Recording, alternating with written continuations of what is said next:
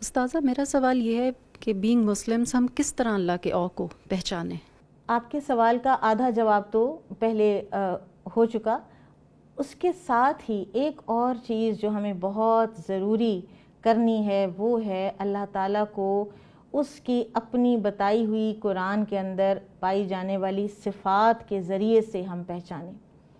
اس میں آپ دیکھیے کہ نبی صلی اللہ علیہ وسلم نے ابی بن کعب رضی اللہ عنہ سے پوچھا کہ قرآن کی سب سے عظیم آیت کون سی ہے؟ تو انہوں نے عرض کی کہ آیت الکرسی. تو آپ صلی اللہ علیہ وسلم نے ان کے سینے پر ہاتھ مارا اور آپ صلی اللہ علیہ وسلم نے فرمایا کہ ابو منذر تمہیں تمہارا علم مبارک ہو. اب آپ دیکھیے کہ یہ کیا پہچان تھی اللہ کی، کیسے ان کو پتہ چلا ابی بن کعب کو کہ یہ عظیم ترین آیت ہے؟ کیونکہ اس کے اندر اللہ تعالیٰ کی وہ صفات ہیں کہ جن کو سمجھنے کے بعد آپ کو پتہ چلتا ہے کہ اس سے عظیم آیت کوئی نہیں ہے. پھر آپ اس کے او میں آتے ہیں. تو آیت الکرسی کے تھرو آپ اپنے رب کو پہچانیے.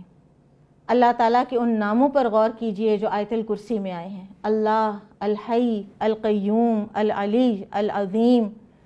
غور کیجئے، ان کے تھرو اللہ کی معرفت حاصل کیجئے. پھر دیکھیے کہ آپ کا وہ رب جس کو نہ اونگ آتی ہے نہ نیند آتی ہے، اور پھر اس کے علم کا کوئی احاطہ ہی نہیں کر سکتا.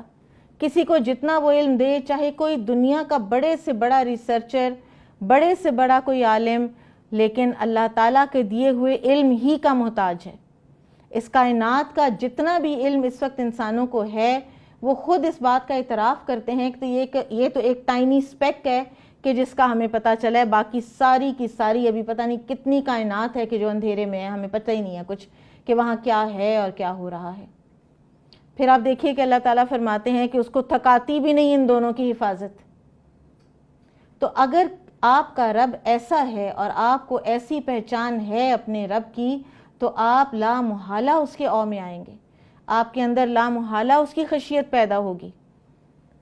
اور قرآن کو پڑھنے سے، قرآن میں غور و فکر کرنے سے پتہ چلتا ہے کہ اللہ سبحانہ و تعالیٰ کی کیا کیا صفات ہیں کہ جن کو ہم اگنور کرتے ہیں.